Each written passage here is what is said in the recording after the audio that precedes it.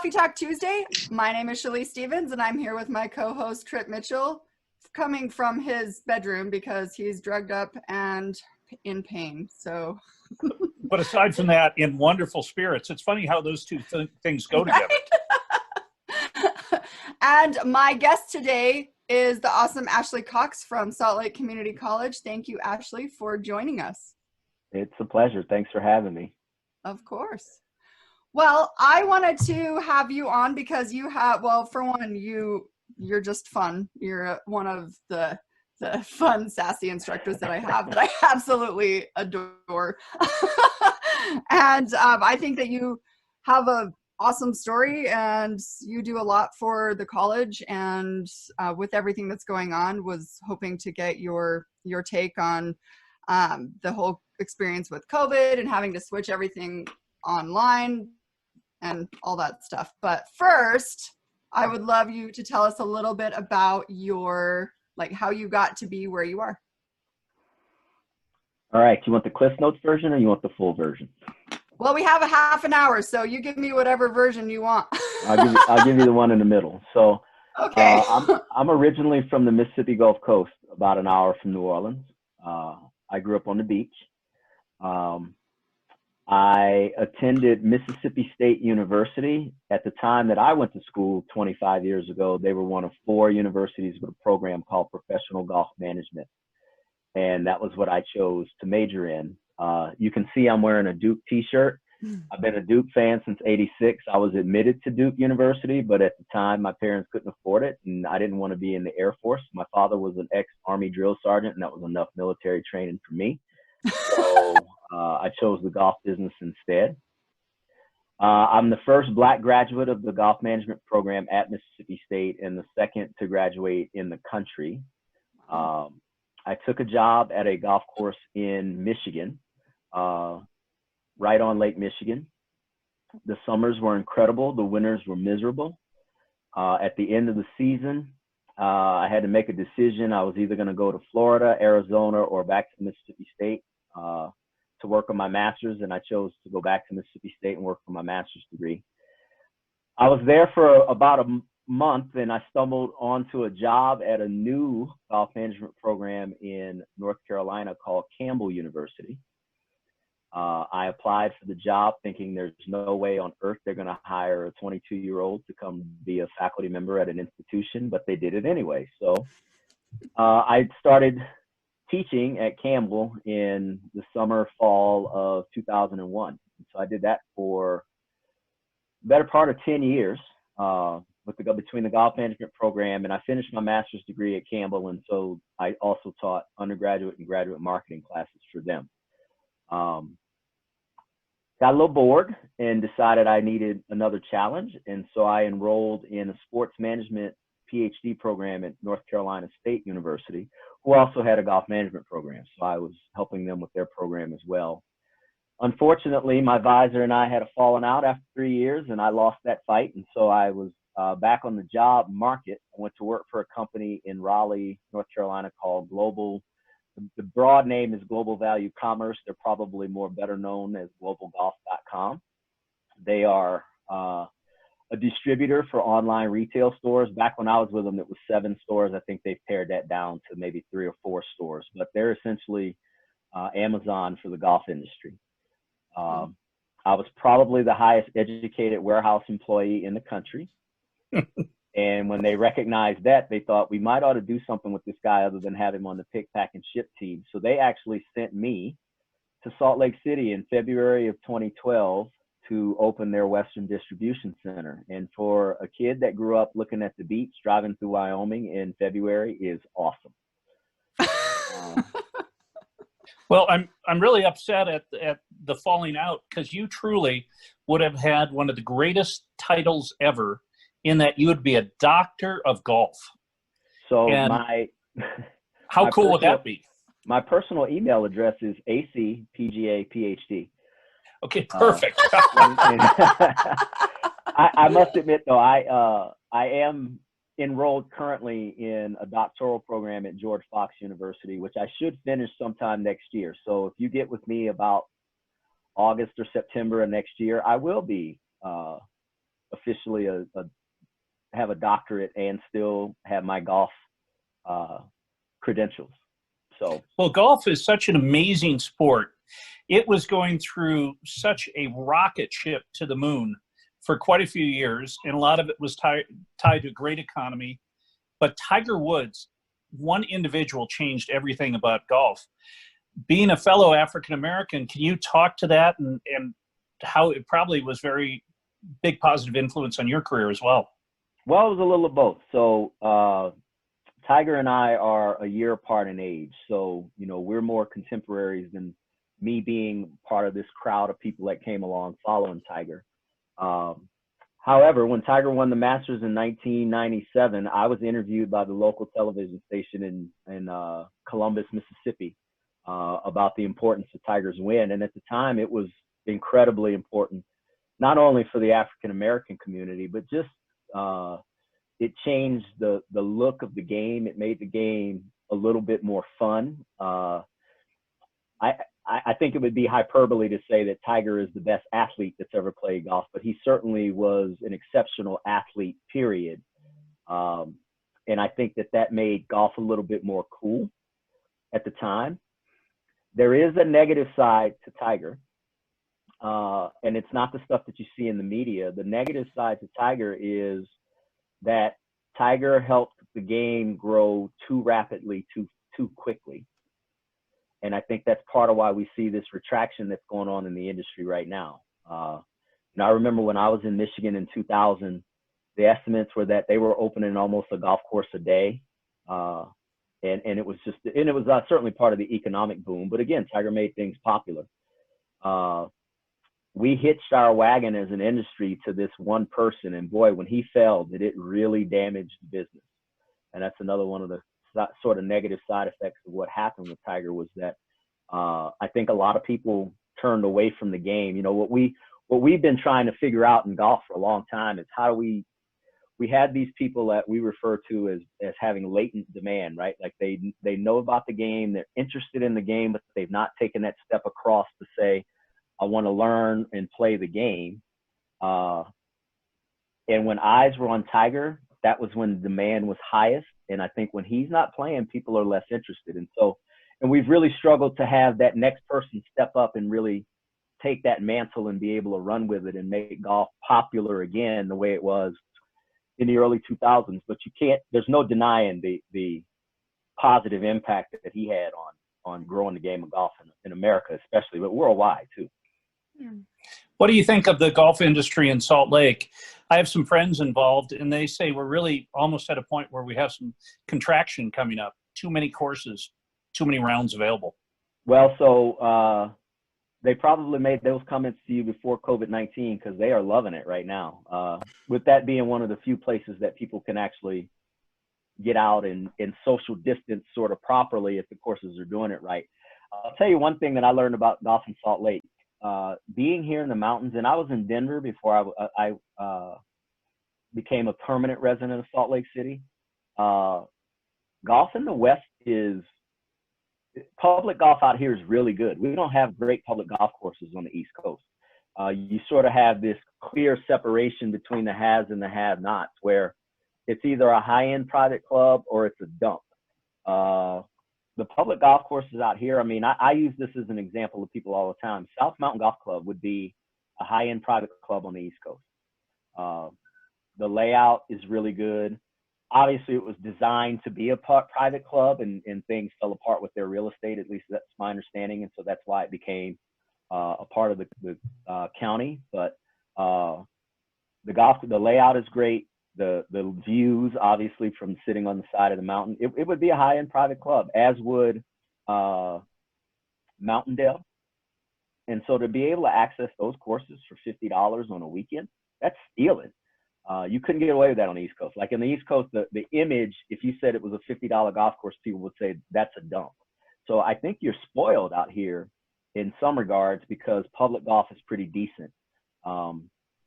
Now, as far as retraction, I think once we see things settle down after this COVID-19 thing, it'll be interesting to see because golf is competing with another sport that's not inexpensive out here in skiing, right? And it's sort of, if you can afford one, can you afford the other? And if you can afford both, then you're sort of separating yourself away from the public golf courses. That's where you're looking at the private anyway. So that's a little bit of a conundrum that we don't really face on the East Coast, because we don't have the type of mountains and access to ski that you have here. But the golf courses here are actually pretty good. I have not played a public golf course here where I say, wow, this place is terrible.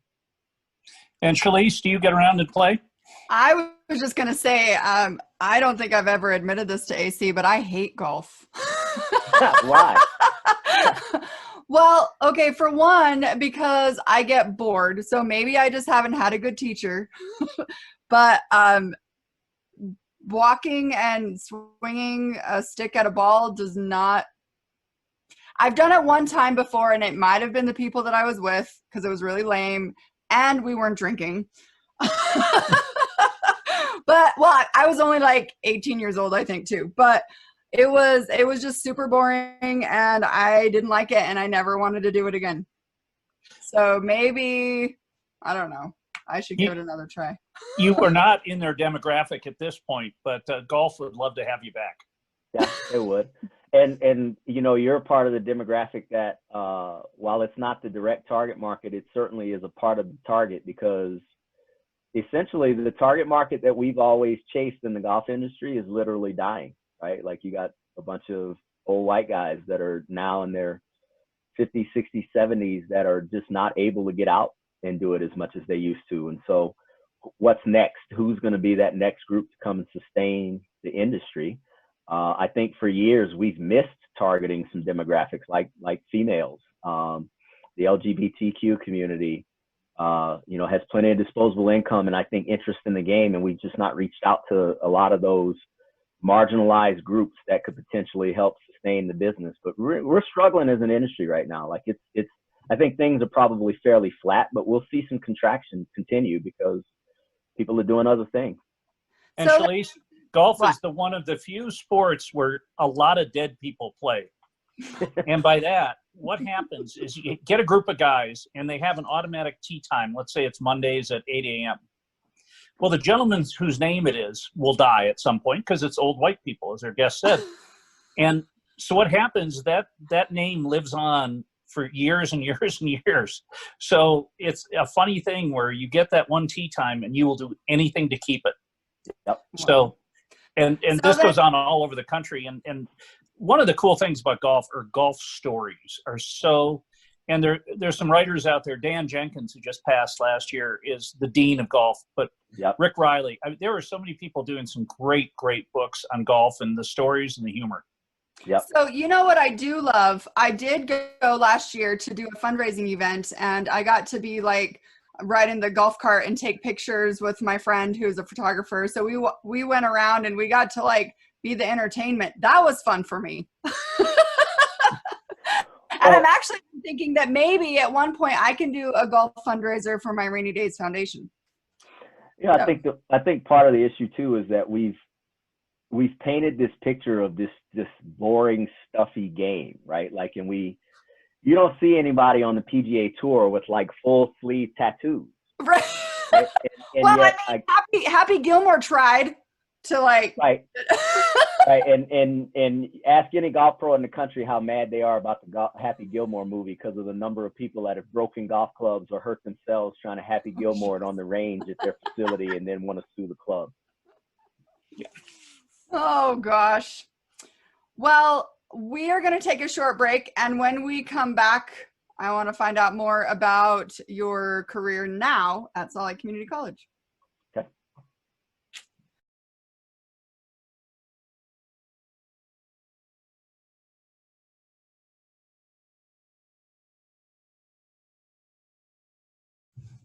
All right, welcome back to Coffee Talk Tuesday. I'm Shalise Stevens. I'm here again with Tripp and with AC, and we are talking golf. Well, we were talking golf. I do want to know, AC, what could you say to me that would get me to be interested in ever picking up a golf club again? If you enjoy the outdoors. Okay, I do. It certainly is see, here's the thing for me. I think that and now I'm drawing a blank on who wrote the book. Golf is a Good Walk Spoiled. Mark Twain, wasn't it? Isn't that Mark Twain who said that?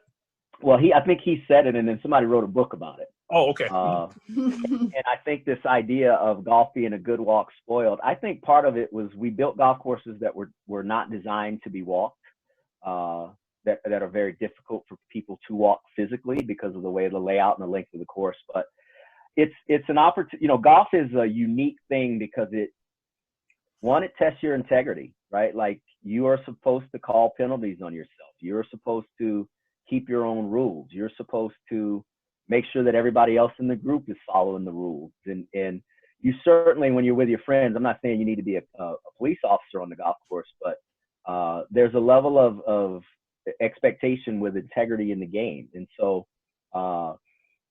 spending time on the golf course with another person gives you an intimate look at that individual. We used to teach a class called Golf for Business and Life that was sponsored by the PGA of America.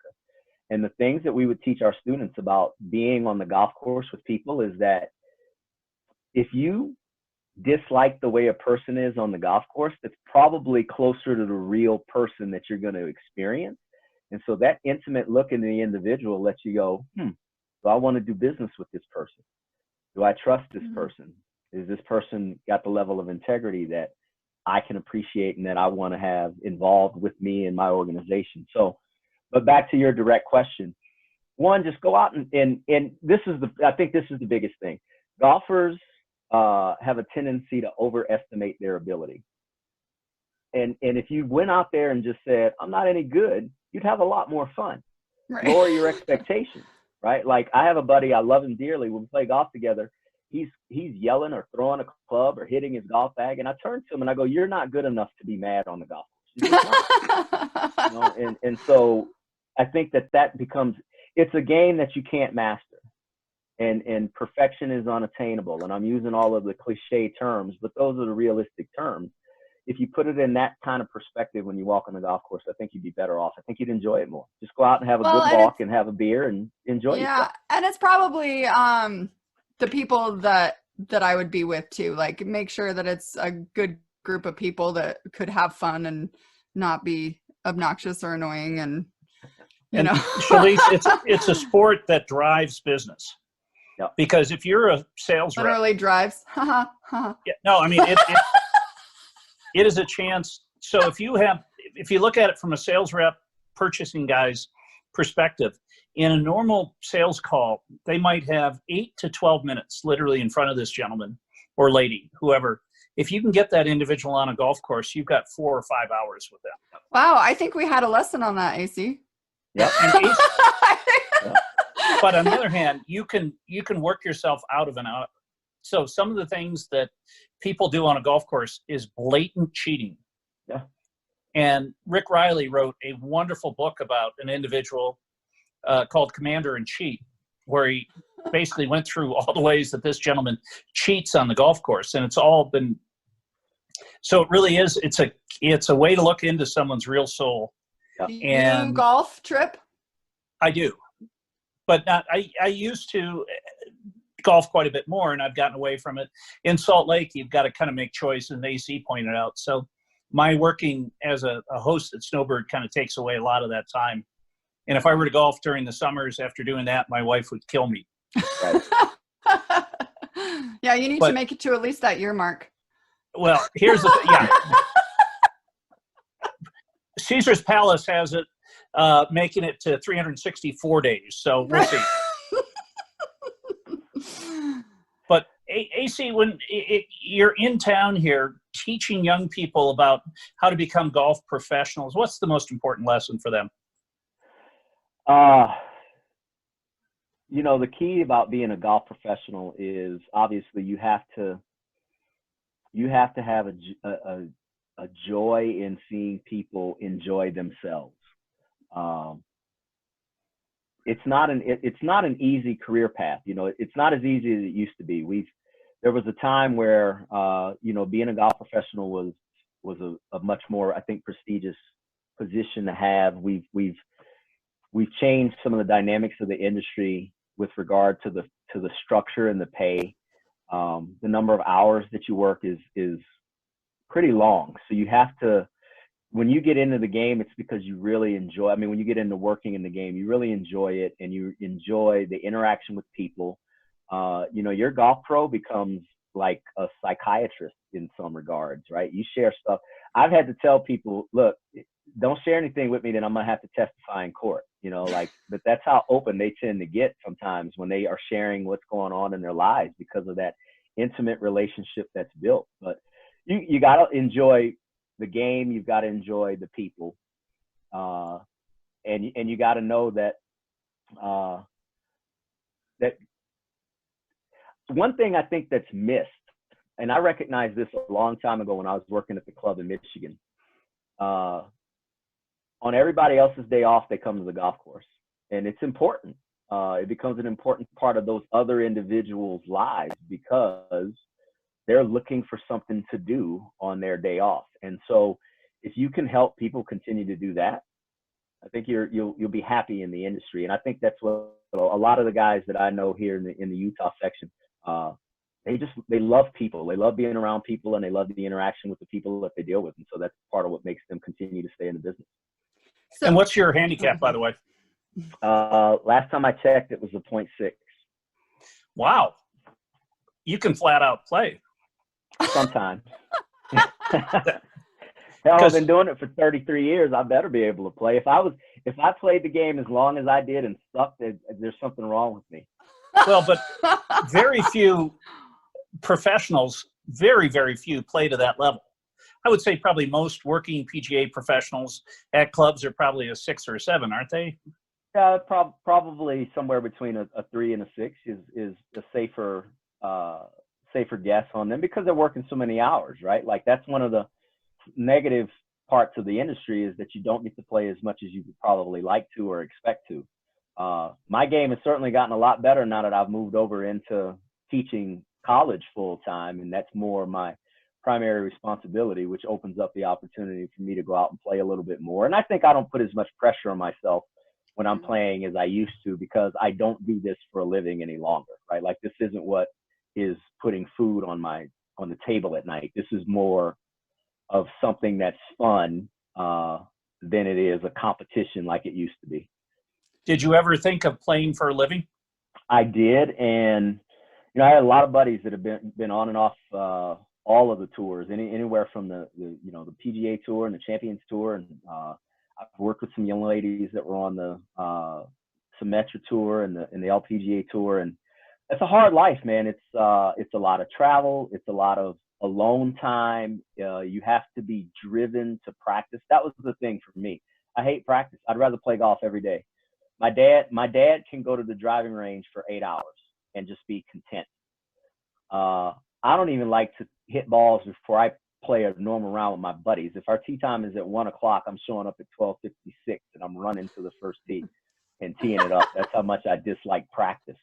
So that's I was completely Allen Iverson when it came to my ideas of practice and golf, and that's part of the reason why I'm hanging out talking to you guys and not waiting on the tour to open back up. But well, the funny part, Shalise, what happens is that they have a senior tour that's been going on for 30 plus years. And I had friends who were in their 30s, and they would say to me, you know what, I'm going to take a year off, concentrate on golf, and then qualify for the senior tour. And as AC knows, that's ridiculous because there are 250 guys making a living who are their age who aren't going to give up a spot to get on the senior tour. And the senior tour has a much smaller field. So when it comes to golf, men are delusional. I've had guys ask me, they're like, so, you're getting closer to that age. Are you going to try out for the senior tour? And I said, well, there's one little roadblock. There's a guy, you might know him. His name's Tiger Woods. He's a year older than me. So if I would try to qualify for the senior tour, I got to play that dude, and I can't play that dude. So no, I'm not going to try. So AC, what took you from doing the golf to now? I know that they offered you a job here, but what gave you the passion? Because now you teach sales and marketing and all that. So what brought you into this world from the golf world? So when I was working at Campbell in North Carolina, as I said, I finished my master's degree, and they needed me to teach undergraduate marketing classes.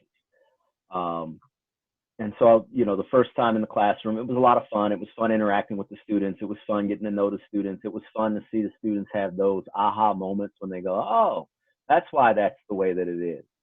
But what it really hit me, due to some circumstances that the college couldn't avoid, I had to teach their graduate marketing classes as well. And the very first day of my first graduate class, the guy sitting dead center front row, as I introduced everybody to the room, he's the only one sitting front row, and he says, I said, so tell us about yourself. And he says, well, I just retired from 35 years in the U.S. Army. And in my brain, I go, what the hell am I going to teach this guy? Right? Like, this guy has been in the military longer than I've been alive. And at the end of the semester, he came up to me and he said, this is the third course that I've had in this program, and it's by far the best. And so that was that validation that told me that this is where I need to be. Admittedly, I got a little narcissism in me. I love being on stage. And so that's part of what I enjoy about being in the classroom, is that all eyes are on me. And so that feeds my ego some. I don't know anyone else like that. But it's, yeah, right. Like, I think we all got it. That's why we are doing it. And so it's that interaction with the students, and it's seeing them get it, right? Like, because the systems and the way that, especially marketing and economics, the way the country works, they sort of box you into certain things. The better you are at figuring out what they're trying to make you do, the easier it is for you to make decisions. And when I help my students with that, that makes me happy.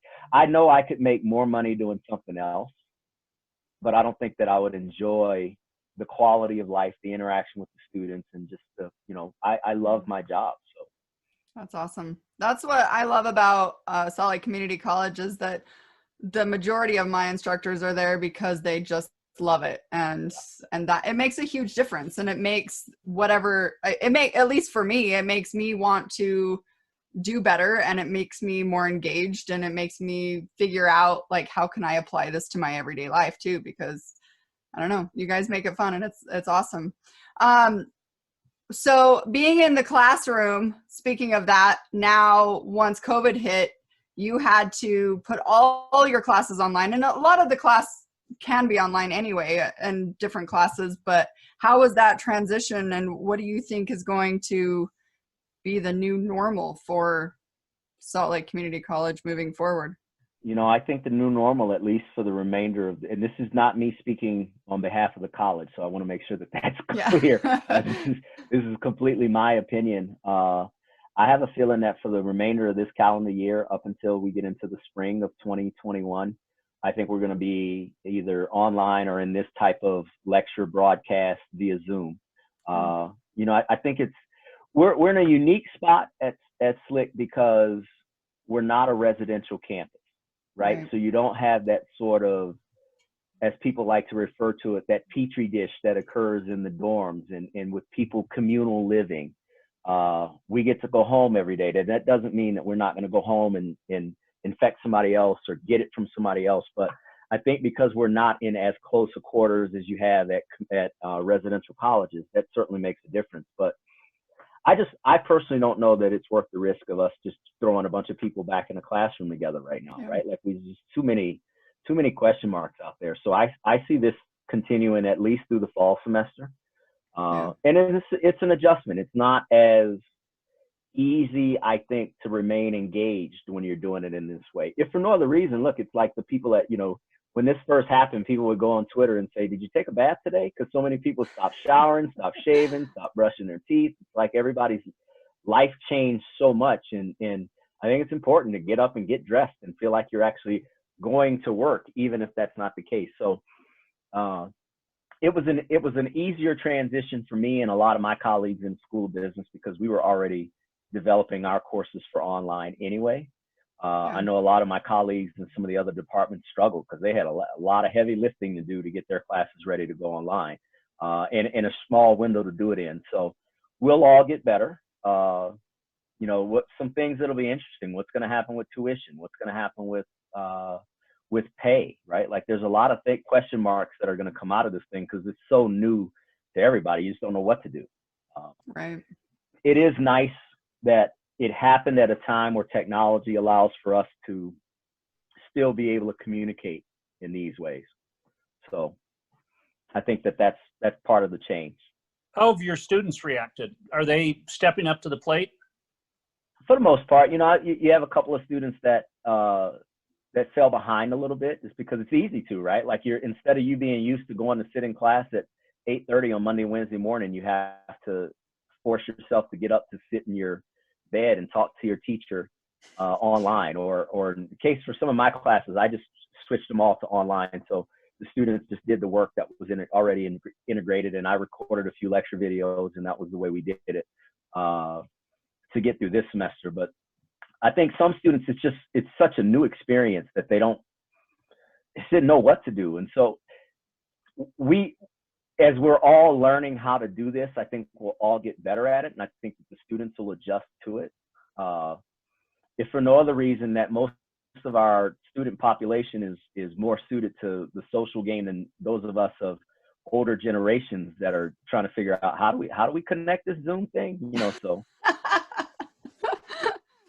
Well, the biggest struggle for me, and luckily I kind of busted out my classes as fast as possible, because having to homeschool the kids and do my own schoolwork, and then I had a break for a while, and now semester is starting next week again. Actually, when this airs, it will already have started. But like trying to figure out how I'm going to do all of this, I'm like, I just did it. I can do it again. And just that self-managing, and luckily the kids don't have that much time left in school, but they have all summer. So I think it's important for us as faculty members to make sure, and this is probably something that some do it better than others, but I think it's our responsibility now to take a little more ownership of our students, right? Like to be available, to reach out, to say, hey, are things going okay? And make sure we pay attention to the students that need that additional attention, because right. In the face-to-face classroom, it's more comfortable for that student to come to me after class and say, hey, I'm struggling with this, or hey, this is going on in my life. And now they're even more alone in some regards, right? So how do we make sure that we don't lose those students? Yeah. Well, AC, we are at time, but I really appreciate you coming on and sharing your story with us, and doing what you can do in the community to, educate our people, and also get us out on the golf course if you're lucky. If I ever go out on the golf course, you better be with me. Look, there's one rule. I don't care if you play bad, just play fast. Yeah. That actually works for me, because then I won't get bored. Right. Yes. Shalise, however, What? that's an area where hot girls think that they can overcome their crappy at being golf. No man wants to take a beginner woman on the course. She could be the greatest woman in the world. No guy wants it. AC, back me up on this. I got your back on that one. Okay, I can tell you this. I early on in my career, like I said, I have had some really good players, especially female players that I've worked with, and I never wanted to date any of my students, because that's just a weird dynamic at home, right? Like I don't want to have to yell at you about being bad on the golf course and then try to come home and hang out with you. So I was like, yeah, I'm not. My wife doesn't play. So when people say, "Does your wife play?" and I say no, and they go, "Why not?" and I go, "That's why I married her." Well, and on the LPGA tour, there are a couple examples of where the wife is the boss, she's the player, and the husband is the caddy. Right. And that's got to be a weird dynamic. Yeah, I want no part of that. I want no part of that. Oh gosh. Well, thanks for doing the show, AC. You've been a delight. Really enjoyed it. Thank you. When you get better, let's find our way to the golf course. Let's do it. So. Okay. All right. Well, guys, thanks for watching and listening, and we will see you next week. Bye.